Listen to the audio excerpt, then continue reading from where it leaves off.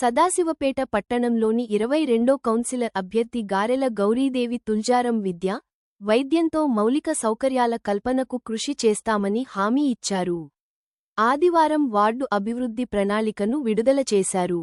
Ward ప్రజలు తనకు అవకాశం కల్పించి సేవ చేసే భాగ్యం కల్పిస్తే వార్డులో విద్య, వైద్యం అభివృద్ధికి ప్రాధాన్యం ఇస్తానని గారెల గౌరీదేవి తుల్జారం హామీ ఇచ్చారు. నిరుపేదలకు సంవత్సరానికి ఉచిత పుస్తకాలు, నోట్ బుక్కులు, నెలవారీ మందులు అందిస్తానని, 3 నెలలకు ఒకసారి మెడికల్ క్యాంపులు నిర్వహించి నిరుపేదలకు వైద్య సేవలు అందిస్తానన్నారు. వార్డులోని నిరుపేద కుటుంబాల్లో ఆడపిల్ల పుట్టిన కుటుంబానికి రూ.11,000తో పాటు జిటిఆర్ కిట్ అందజేస్తామని, నిరుపేద ఆడపిల్ల పెండ్లికి కట్నంగా రూ.25,000 అందజేస్తామన్నారు. అదేవిధంగా ఆర్ఓ వాటర్ ఫిల్టర్ ఏర్పాటు చేసి 20 లీటర్ల క్యాన్ను రూ.5కే అందిస్తామని తెలిపారు. వార్డు ప్రజలు ఆదరించి బ్యాట్ గుర్తుపై ఓటు వేసి తనను అత్యధిక మెజార్టీతో గెలిపిస్తే మరెన్నో అభివృద్ధి కార్యక్రమాలు చేపట్టడం జరుగుతుందని విన్నపించారు.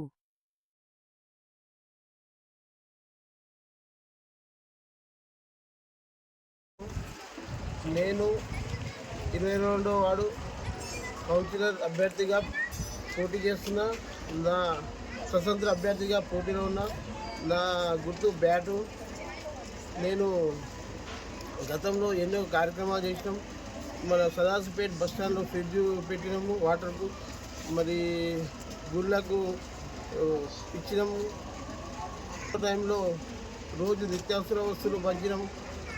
అలాగే నాకు 22వ వార్డు స్వతంత్ర అభ్యర్థిగా పోటీ చేస్తున్న గౌరీదేవి తుల్జారం గారి అని నేను ఈ వార్డుని అభివృద్ధి చేద్దామని వచ్చిన.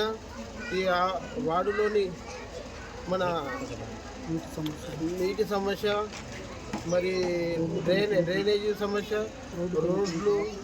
రోడ్లు లైట్లు అన్నీ చేయాలని నాకు కోరిక ఉంది. మన వార్డు అభివృద్ధి చేసి పట్టణంలోనే ఒక బెస్ట్ కాలనీగా తీర్చిదిద్దాలని నా ఆశయంతో ముందుకొచ్చాను.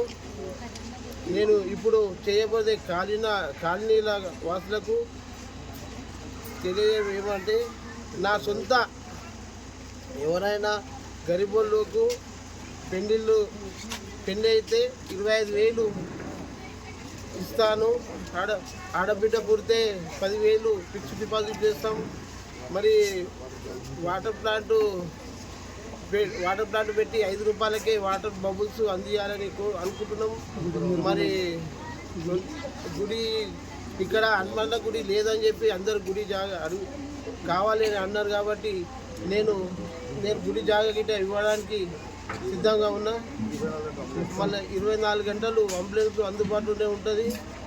మరి ఇక్కడ అత్యధిక మెజారిటీతో గెలిపించాలని కాలనీ వాసులకు నా విన్నపం.